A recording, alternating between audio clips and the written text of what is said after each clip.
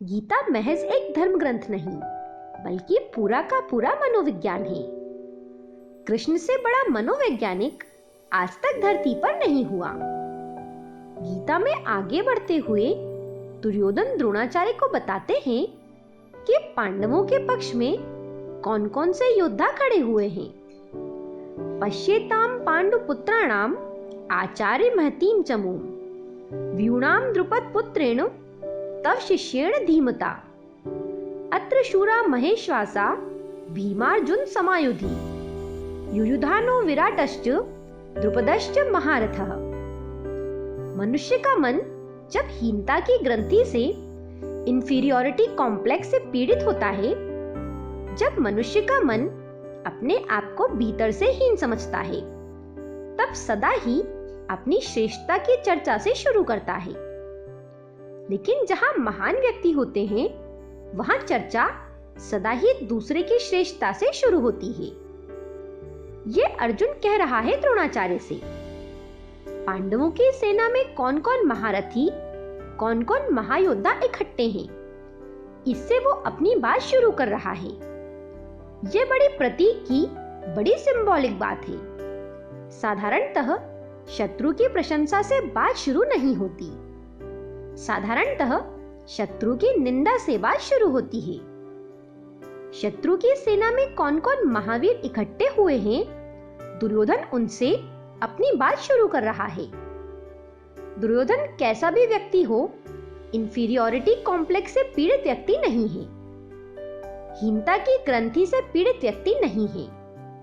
और यह बड़े मजे की बात है कि अच्छा आदमी भी अगर हीनता की ग्रंथि से पीड़ित हो, तो उस बुरे आदमी से बदतर होता है जो हीनता की ग्रंथि से पीड़ित नहीं है। दूसरे की प्रशंसा से केवल वही बात शुरू कर सकता है जो अपने प्रति बिल्कुल आश्वस्त है।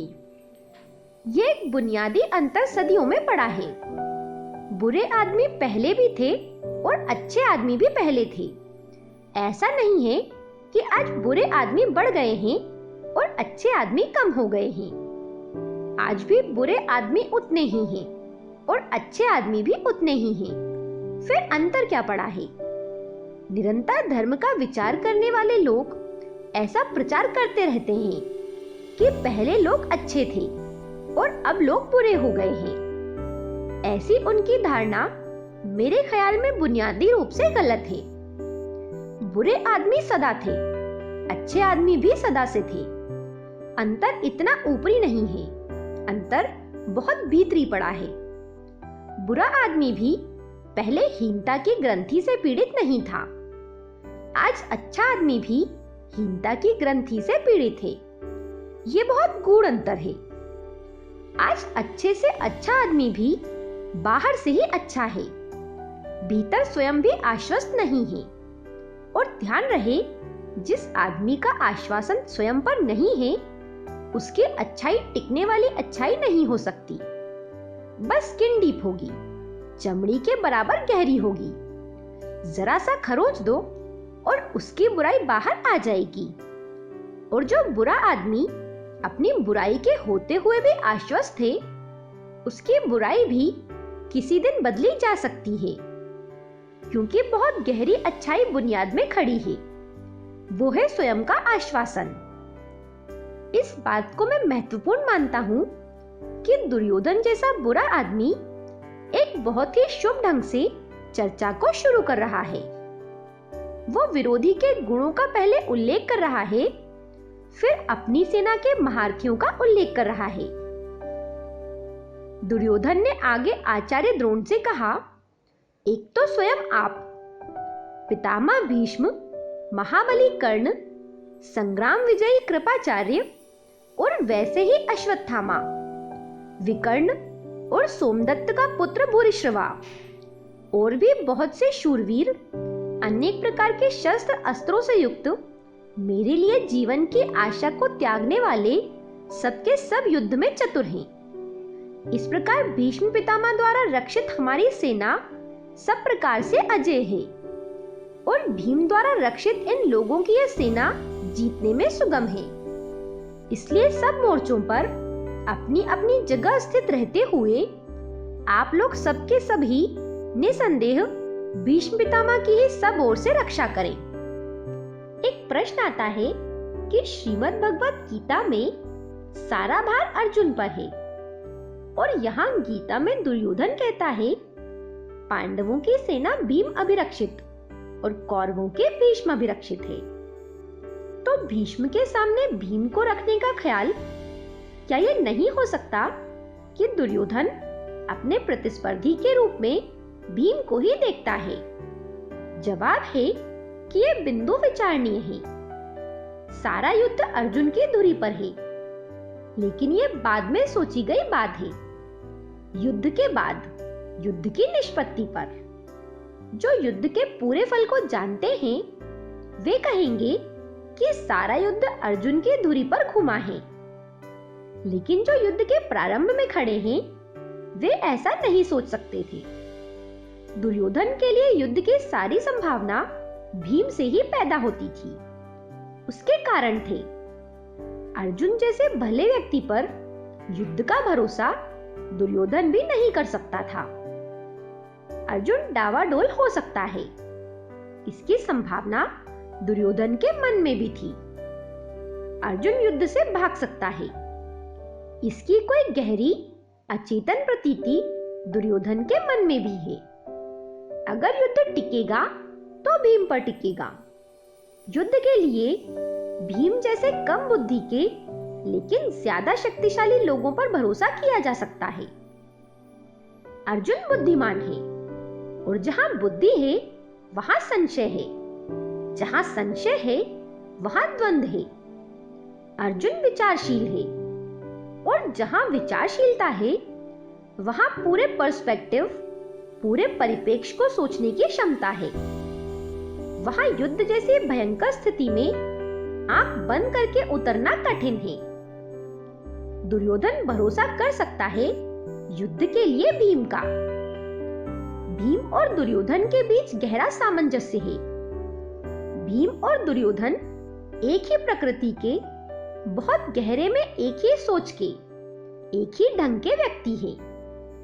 इसलिए अगर दुर्योधन ने ऐसा देखा कि भीम केंद्र है दूसरी तरफ, तो गलत नहीं देखा, ठीक ही देखा। और गीता भी पीछे सिद्ध करती है कि अर्जुन भागने को तैयार हो गया। अर्जुन पलायनवादी दिखाई पड़ा। अर्जुन जैसे व्यक्ति की संभावना यही है। अर्जुन के लिए यह युद्ध भारी पड़ा है। युद्ध में जाना अर्जुन के लिए अपने को रूपांतरित करके ही संभव हो सका है। अर्जुन एक नए तल पर पहुंचकर ही युद्ध के लिए राजी हो सका। लेकिन भीम जैसा था उसी तल पर युद्ध के लिए तैयार था। भीम के लिए युद्ध सहजता है, जैसे दुर्योधन के लिए सहजता है।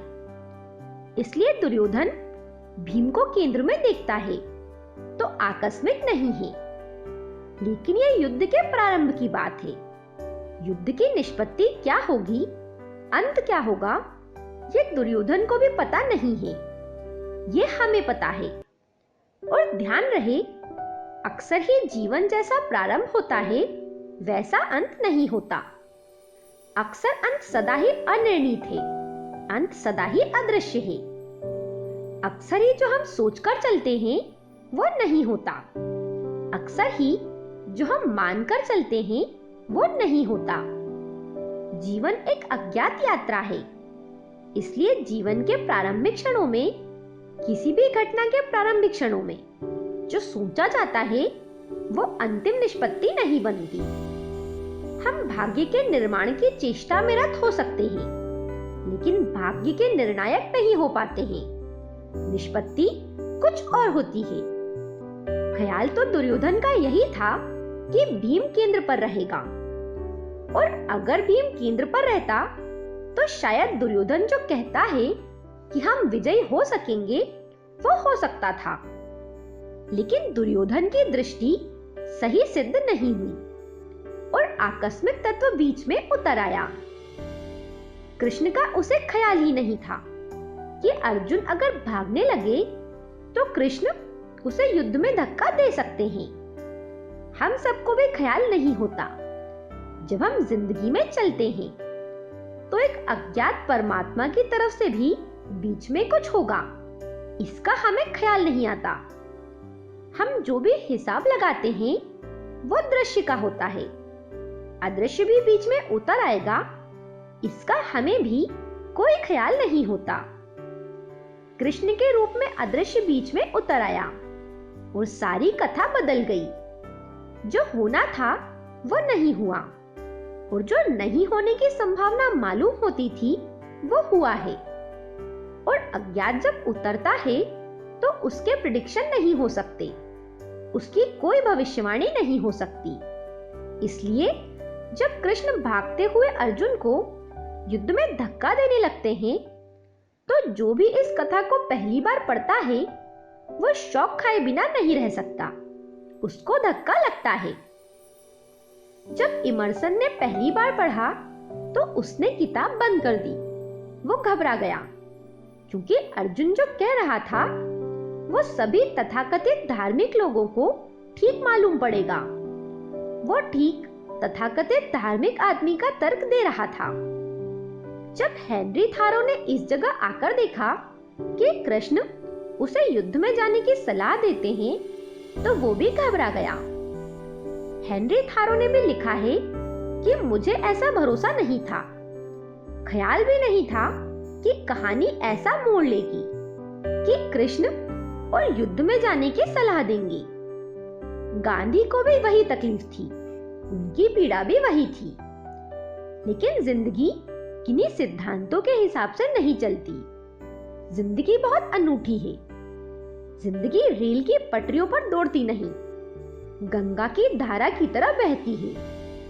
उसके रास्ते पहले से तय नहीं होते और जब परमात्मा बीच में आता है तो सब डिस्टर्ब कर देता है। जो भी तैयार था, जो भी आदमी ने निर्मित किया था, जो आदमी की बुद्धि सोचती थी, सब उलटफेर हो जाता है। इसलिए बीच में परमात्मा भी उतर आएगा इस युद्ध में, इसकी दुर्योधन को कभी कल्पना नहीं थी। इसलिए वो जो कह रहा है वो प्रारंभिक वक्तव्य है। जैसा कि हम सब आदमी जिंदगी के प्रारंभ में जो वक्तव्य देते हैं वो ऐसे ही होते हैं। बीच में अज्ञात उतरता चलता है और सब कहानी बदलती चलती है। अगर हम जिंदगी को पीछे से लौट कर देखें तो हम कहेंगे जो भी हमने सोचा था वो सब गलत हुआ। जहां सफलता सोची थी वहां असफलता मिली। जो पाना चाहते थे वो नहीं पा सके। जिसके मिलने से सुख सोचा था वो मिल गया और दुख पाया।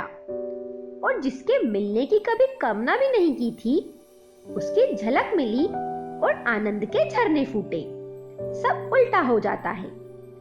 लेकिन इतने बुद्धिमान आदमी इस जगत में कम हैं जो निष्पत्ति को पहले ध्यान में लें। हम सब प्रारंभ को ही निष्पत्ति मान लेते हैं। काश हम अंत को पहले ध्यान में लें तो जिंदगी की कथा बिल्कुल और हो सकती है।